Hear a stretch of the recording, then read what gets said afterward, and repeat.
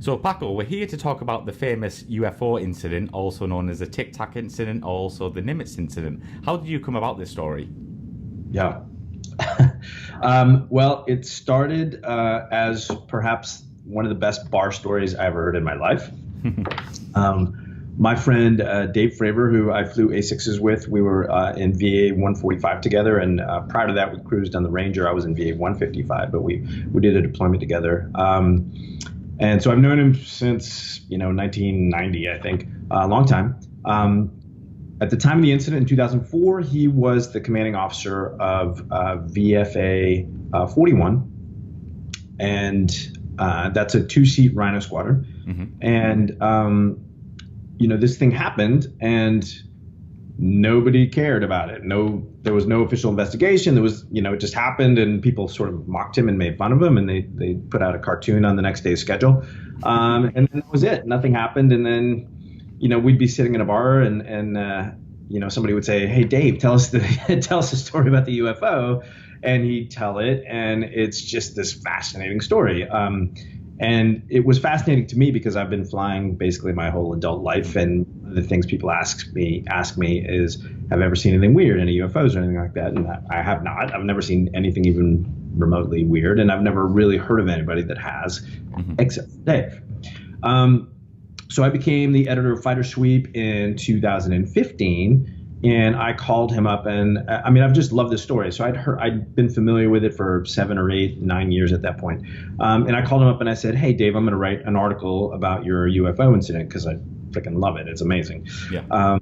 And it's the only UFO story I ever heard at that point that was in any way credible and verifiable. Mm-hmm. And so he said, "Sure.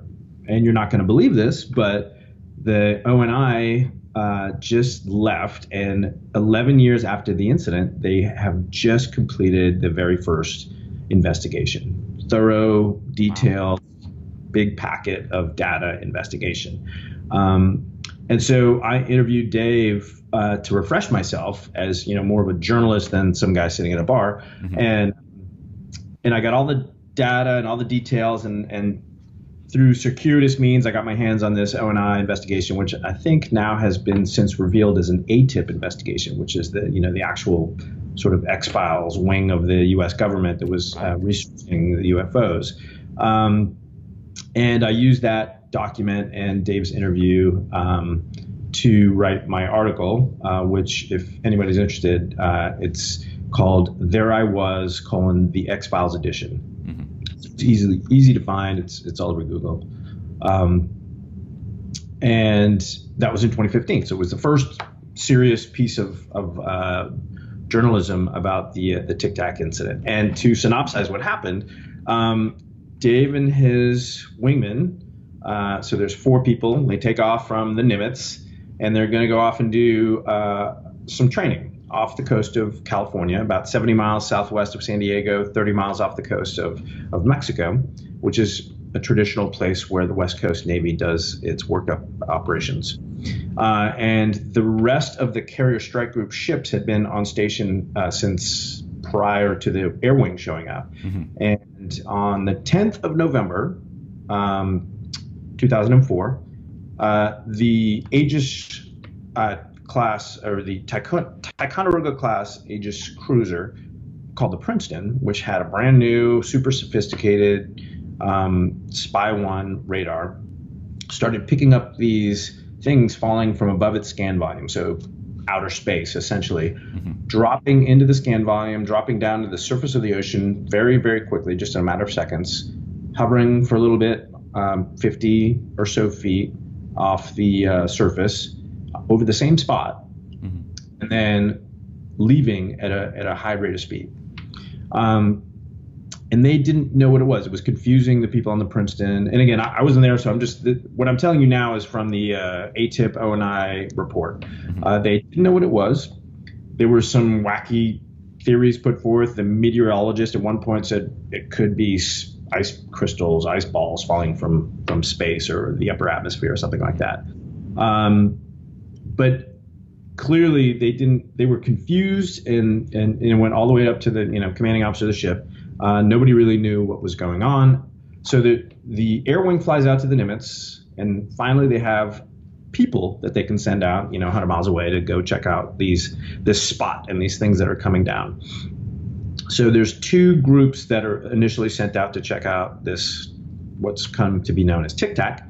The first one was the single seat F-18 Charlie Marine Corps commanding officer. So another CO was involved in this, and he is taken off a little bit before Fravor and his wingman, and he's going to go be the opposition. He's going to go be the bad guy. So he's going to be taking off early, heading south, and en route, the Princeton comes up and says, "Hey, we'd like you to go check out something that we've spotted on our radar, but we don't really know what it is." Mm-hmm. So they try not to lead the witness. They're just sending him out to look. And as he's heading in that direction, the Princeton comes up and says, "Hey, you wouldn't happen to have any weapons on board, would you?" Mm-hmm. Which is bizarre and confusing. And he says, "No." And that's an unusual question because we don't put weapons on the airplanes until we're in a combat zone. Yeah. There's no need for it. Or there's some sort of training or a missile exercise or something like that. But in general, there's no weapons on the planes during training. And as he is heading in the direction of the latitude and longitude that they asked him to go to, he spots Fravor and his wingman on his radar, but that's it. He doesn't see anything else. And then as he's approaching, he sees a 50 to 100 meter disc of disturbed water on what's otherwise a smooth ocean. Wow. And this is 11 o'clock in the morning on a sunny Southern California day. Sea state of 0 to 1, very flat. And he said initially it looked like what he had heard. It looks like when something is submerging, like a ship is sinking or something going down very quickly, and all the bubbles are coming up. Mm-hmm. And then his next thought was, since it was so symmetrical, he thought, well, maybe it's a submerged atoll and the waves are just kind of breaking over it. It kind of looked like that. But he didn't really think much of it. And then as he flies over, he sees Fravor and his wingman over the spot. So the Princeton asks him not to get involved. So he exits the area. But as he's leaving, he looks back over his shoulder, and that disc of disturbed water is gone, and there's no sign of it. It's just really smooth again. And so that's his initial experience, and he's no longer really involved in this. Now, Fravor and his wingman essentially get the same call. They take off. "Can you go check something out for us?" They have a much more sophisticated radar, and they have helmet-mounted cueing systems, which are the more advanced helmets. Unfortunately, they didn't have any FLIRs on. Okay. So there's no ability to record visuals that they were picking up. And as they're heading out, they don't, again, pick up anything on their radar. Fravor sees the same, all four of them see the same disc of disturbed water. And Dave thought maybe there was something in it. Like he initially thought that an airliner had crashed into the ocean and was sort of just submerged. And so he starts to go down a little bit to check it out. And as he's going down, he sees what has now become called the Tic Tac, oriented in a north-south way, moving back and forth over this disc. So just kind of zipping around back and forth over the disc. And he sees that thing and he's like, "What the hell is that?" So as he's going down, his wingman stops at, say, 15,000 feet. And Dave continues down in a descending right-hand turn. And as he's going down, the Tic Tac starts mirroring him and coming up. It is doing exactly what he's doing, but an opposite. So it's in a ascending right-hand turn, and he's in a descending right-hand turn. And as that happens, the surface of the ocean becomes flat again. So it stops being disturbed by whatever it was. So they go around once, and Dave does a BFM maneuver, which is he turns towards the Tic Tac, and they're, say, 3,000 or 4,000 feet apart, which is very close in the air. And he's trying to come nose on, and as he's doing that, he's got this helmet-mounted cueing sight, and he's trying to slave the radar of the airplane in a dogfight mode towards this thing that he's trying to converge on, and the radar will not lock up. So it's not able to lock up on this thing. And as he's bringing his nose up to bear, it kind of orients itself at him, a little bit behind him, and then accelerates at super fast speeds down to the southeast. So they've gone all the way around. He's dug nose low to try to bring his nose to bear, not in any threatening way, but just to close the distance so that he can rendezvous. And it just, as his nose is coming up, it turns towards him and then just disappears. Yeah, because I watched a few things online, but like apparently it's nothing like a jet, you know, being in full afterburner accelerating. It was almost like immediate, wasn't it? It was, yeah, they'd never seen anything like it. And I'll get to the propulsion stuff later. So as they describe it, so they go back to the ship. Well, before that, they say, hey, Princeton, do you have a snap vector on this thing? And they say no. The picture's clean. So they have nothing on their radar. And as they're, you know, so they're baffled and they have no idea what they saw, but it's time, you know, they have gas and time and they're going to go do some training. But the Princeton says, hey, you're not going to believe this. That thing that we have on radar is now hovering over your assigned combat air position, your cap spot, where you're supposed to be heading to go to training at about 20,000 feet. So they start heading to their cap, but it left and they never saw it again. They never got contact, but the Princeton saw it there as they were heading in that direction. So they go back and they land on the ship and everybody's making fun of them. They go into combat information to do a debrief and, you know, the intelligence guys have tinfoil hats on, you know, they're being mocked. And if it weren't for the fact that Dave was the commanding officer of the squadron, you know, a very, very senior, high-ranking person, and that there were 3 other witnesses who were all very serious about what they saw. And the Princeton heard what was going on and had it on their radar. And the E2, which was, the Princeton had tried to hand over control of the intercept to the E2, but the E2's radar couldn't hack it. It couldn't keep a lock. So they had given it back to the Princeton. But the E2 guy stayed up and listened to the whole engagement. So there were a lot of factors and a lot of elements, both, you know, radar and human, that were involved in this incident. And so people didn't really know what to make of it. And the intelligence guy at the end of the day sent a report, and that was the end of it. Now, as Dave and his wingmen and the Wizzos were going back to the Paraloft, which is the gear locker for the squadron, the next wave of his squadron mates were heading out for training. And Dave said, hey, listen, this is what we saw. Do you guys have a FLIR on your plane? And they said, yes, we do. And he said, all right, listen, if you see something, turn your fucking tape on, because this is the craziest thing ever. Yeah. And so that's the video that people see, the Tic Tac video. The second wave went out, and again, it's 2 rhinos with 2 people in it each. But this time they didn't have a third airplane, so they separated, and one was going to the southern cap, and the other single ship was going to the north cap. Mm-hmm. The single ship is the one that took the video, and they're heading towards their cap, and the Wizzo was able to paint something at, say, 40 to 50 miles on his radar in a broad scan in Ridgewell Surge. But whenever he tried to lock it up, it wouldn't lock up. So he just kept it in broad scan, and it was, again, hovering right at their cap. So they're headed directly at this thing because that's where they're supposed to be going. That's their assigned latitude and longitude, and it's at 24,000 or 20,000 feet right at their cap. And as they got a little bit closer, but still pretty far away, he slaves the FLIR head at this image, or at this item, this Tic Tac. Mm-hmm. And that's the video that people see on the internet of him working the FLIR both in infrared and camera mode, trying to see if he can, get some distinguishing features on it. Mm-hmm. And I think that the thing that is important from that video, and it's, I think, 90 seconds, it's unremarkable without the story. It just looks like a white blob in the middle of a screen. But if you know what's happening, then I think it's actually quite remarkable.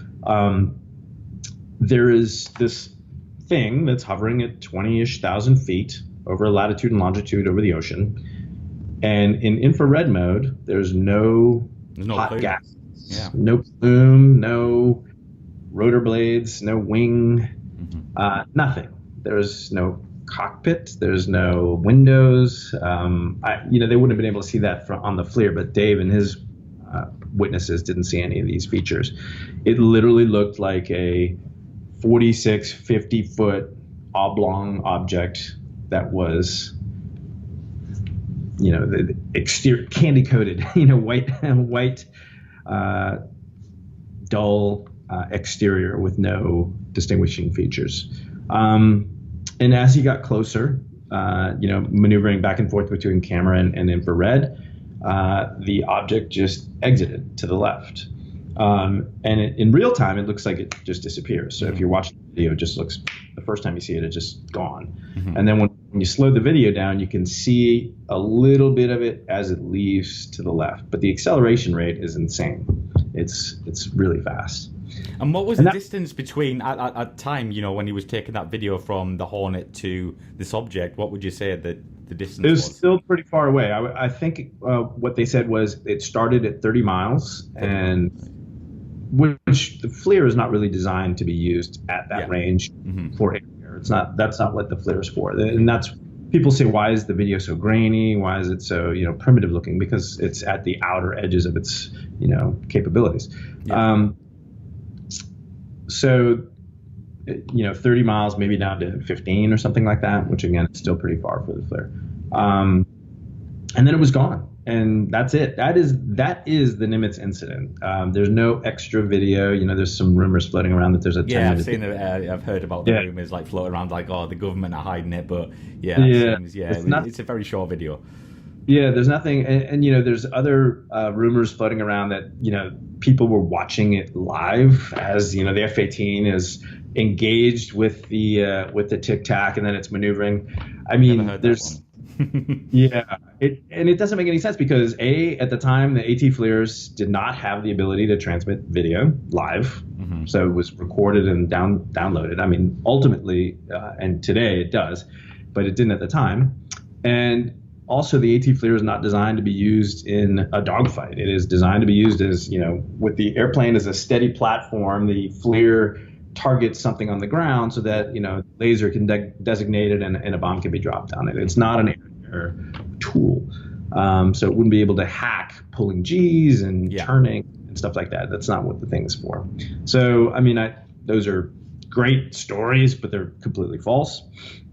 But that's it. And I think that the amazing thing about the Nimitz incident is there's a few things actually. That it happened and all these reports were sent up. The ship's intelligence sent reports to Third Fleet. The captain of the ship, the commander of the carrier strike group, who's an admiral, they were all told about it, and they all were like, I don't know what to do. Let's just. We've got all this training that I know we have to do. Let's just do that because we're going on cruise, but whatever. And it never happened again. So I don't think anybody really spooled up about it. The other thing is that there are 4 people who were eyewitnesses to this maneuver with Fravor, and he's the only person I know of in recorded history who's got a little bit of a dogfight engagement with a UFO. It's pretty impressive, isn't it? Yeah. And if you met him, you would be like, yeah, that's the guy that would get into a dogfight with a UFO. Yeah, absolutely. Yeah. And then there's all this other corroborating evidence. The Princeton has or had witnesses that saw this thing on radar. And, the E2 was able to pick up a little bit of it. And everybody listened to the engagement as it was happening over the net. So it is a really interesting episode. And, definitely needs to be talked about, but it's kind of brief. Not a whole lot happened beyond what I just described. Yeah, because I've heard like a few rumors as well. Like I've heard people say it's not true, it's true. But like people on the Princeton, the men in the black suits came down and were like, yeah, let's have a talk. But is any of that true? No. None of it's true. Right. Yeah. So it's just, again, rumors. Yeah, I think, today, if something like that happened, it would be treated completely differently. But at the time, it's the first time that I think any of us really know of where something like that happened, and people were just caught flat-footed. They didn't have a protocol for dealing with a UFO engagement. Absolutely. And they still kind of don't. Like in 2015, and I don't know really anything about the episodes on the East Coast off the Roosevelt in 2015. With the the gimbal and the go fast videos, I don't really know anything about those. But I think the Navy, or I know that the Navy is taking it much more seriously now.